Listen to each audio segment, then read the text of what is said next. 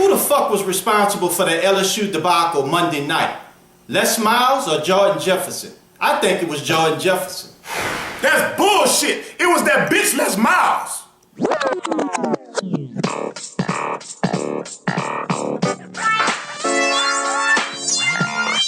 We're live again, sports fan, with another episode of Say That Shit. Real talks from a fan's perspective. I'm Nell. I'm JB. Listen, fans, I'm having a real bad day today. My LSU Tigers fucking stunk up the joint on Monday night for the national championship of the country.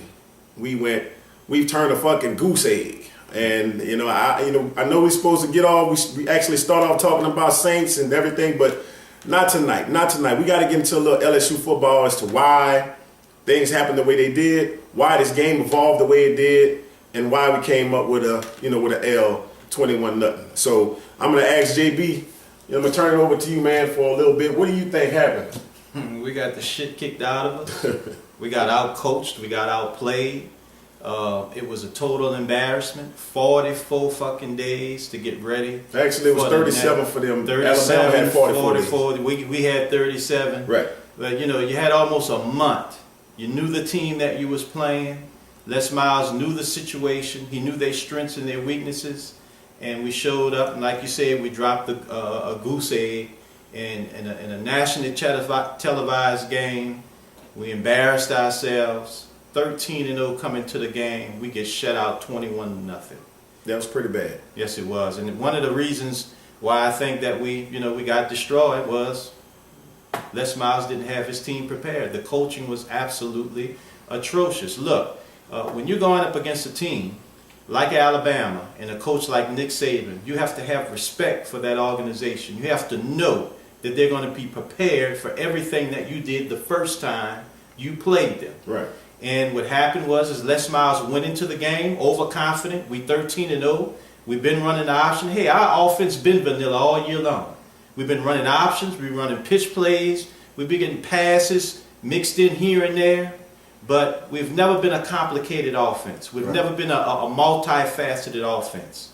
Nick Saban knows this, and Nick Saban knows that we want to hit the corner with Jordan Jefferson, because in the last Alabama game, Jordan Jefferson came in and saved the day. He got us in position where we was able to kick some field goals to pull that game out, because we was able to set the edge, get the option going, and that worked to a certain extent in the first game. Right.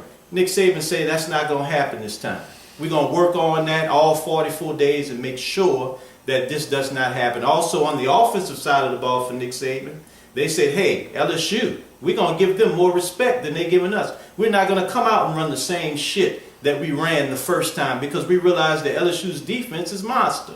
So Trent Richardson was on the sideline for a lot of the ball game.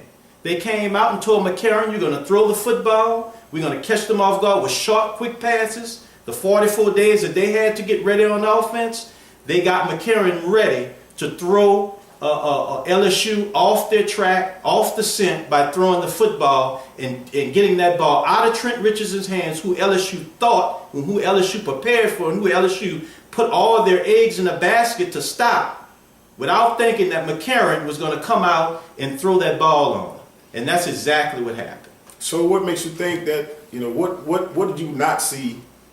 I mean, I'm telling you right now, I'm at a loss for words. I'm pissed. Yeah, I am too. I'm embarrassed. I never ever thought I was going to see this kind of game. But, what do you think we should have done on offense? What do you think our offensive prowess should have been for that game?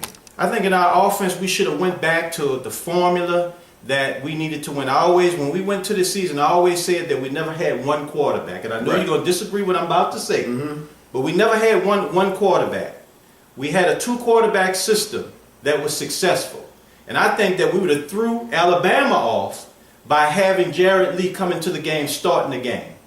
In that situation, you give them a situation where, okay, we wasn't expecting Jared Lee.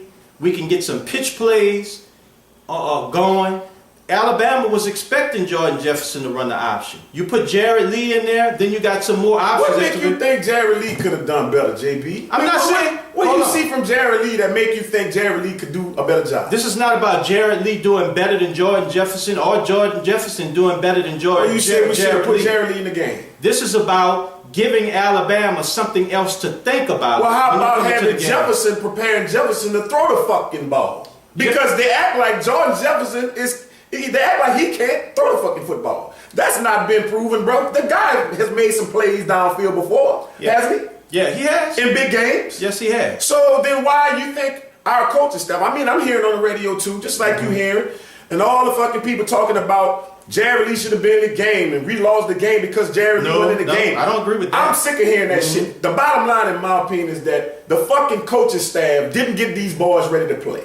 They sure did. They didn't get, I don't give a fuck if it was Jordan Jefferson or Jared Lee or both. How about if you want to throw a wrinkle, throw both of the motherfuckers in the game.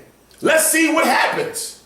You know what I'm saying? If you're going to go down in flames, go down knowing that you fucking fired all your bullets. Okay, let me give you another example of what I'm talking about. Don't we have this guy, what is his name, Zach Mettenberg? Mettenberg. Can't we use him? I'm not going to get into that because I don't know enough about the guy. As a fan, I hear he's a great a quarterback that's up and coming. We'll see what he has next year, but right now, JB, I don't think that would have been an issue because you can't get 3 quarterbacks prepared to play this game. Well, if I had it, in a situation, if I was Les Miles in that situation, and I truly wanted to throw a loop, I'd bring Mettenberg in because he's obviously, they say he's an athlete, he can run the ball, and he's a superior athlete as far as throwing the football. Why not give it up? We don't know that. Well, we're talking as fans. We don't know that. We've never seen anything from this kid that make us believe that he can throw the ball or can't throw the ball. But here's what I do know. Jordan Jefferson was our starter. Real quick, I'm not going to get into the whole fucking scenario, but Jordan Jefferson was your starter. He got in some fake-ass trouble. Not real trouble, some fake, fabricated trouble. The guy got benched for some bullshit. All right? We heard, just like you heard in the beginning of the year, he was our option. And he was our guy. We had to go with Jared Lee. Jared Lee's our backup. Okay? He won some games. He won some big games.